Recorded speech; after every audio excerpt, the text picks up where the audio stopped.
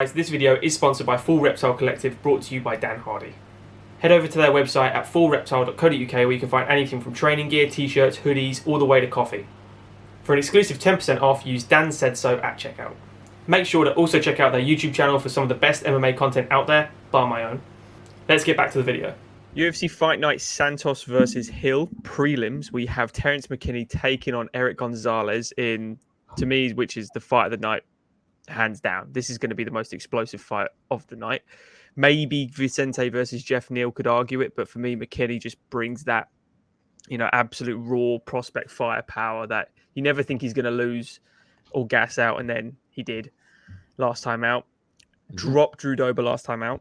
Came out the gates as he always does. He's got, I think to date, it's 11 first-round finishes, 12 finishes overall in his career so far. It's a 12-4 record. That is unbelievable. Every win he's finished.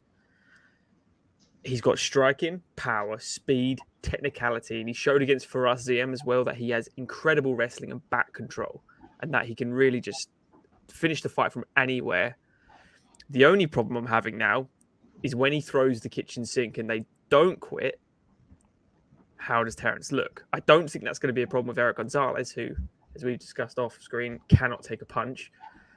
Got dropped multiple times by Jim Miller with a left hand. So the Jim Miller isn't renowned for packing a punch as well. So where do you see Terrance coming into this one? Because I think I know your answer, but... Yeah, I mean, I feel like it's everybody's answer. I'm going to be curious to see how many people are willing to bet Erick Gonzalez straight up.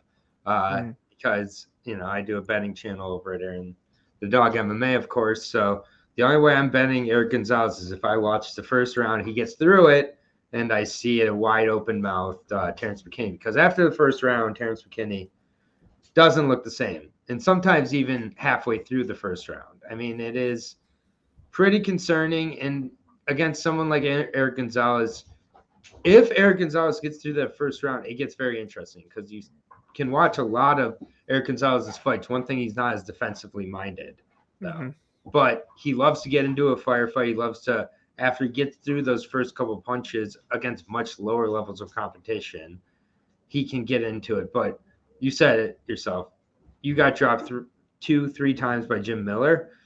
Yeah, I mean, with strikes. This wasn't... With the same shot. Same shot over and over again, that left hand. Yeah. I mean, the UFC doesn't do this a whole lot where they do what I would describe as a squash matchup, but this feels like a squash matchup. And this is on full notice as well. I think that Terrance McKinney offers a lot of very entertaining fights, the French 15 of 155. We've seen McKinney posting on social media about Paddy the Baddy. You can't tell me Paddy the Baddy versus Terrance McKinney in Madison Square Garden as, an opener to a pay-per-view or something maybe. That doesn't appeal to everybody who's not British, at least. I know that would scare a lot of people. But back to this fight.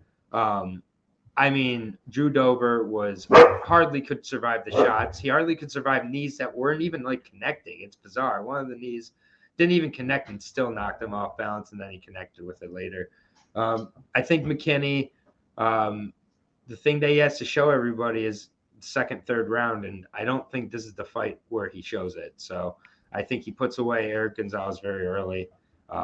I really do think this could be a 1-minute knockout kind of performance. I expect it to be very skewed towards McKinney. And, I mean, yeah, tough run for Gonzalez here. Yeah, and Gonzalez, to me, he just throws wild strikes over the top. He defensively is not there. He drops his right hand continuously, doesn't use lateral movement to escape. There's just not a lot going for him in this. And if you've watched any of his fights on Combate or LXF or anything like that. Humberto Bondale fight is another one that kind of shows the level he's at. He's got a cool nickname, Ghost Peppers, right? Isn't it Ghost That's Peppers? it, yeah. That's a good nickname. So he's got that. He's got the good nickname, but yeah, I'm with you. I don't think he's going to make it out the first. I could easily see it. You get dropped, just grab the back, choke him out quick. If not, I mean, I would love to see second. I'd love to see second or third round on McKinney. Just because another first round finish here doesn't tell me a whole lot. But that's just me being selfish from a entertainment perspective or a information perspective. Because a first round finish of Gonzalez just is that's exactly what you're supposed to do. Like anything else is a little bit of, get more information. So that'd be interesting, I guess. But Agree. So we're both on McKinney on a first round. this is Bellator style matchmaking. Yeah. Oh no, it screams a Bellator, doesn't it? Yeah. Yeah. We're both McKinney then first round. Excellent.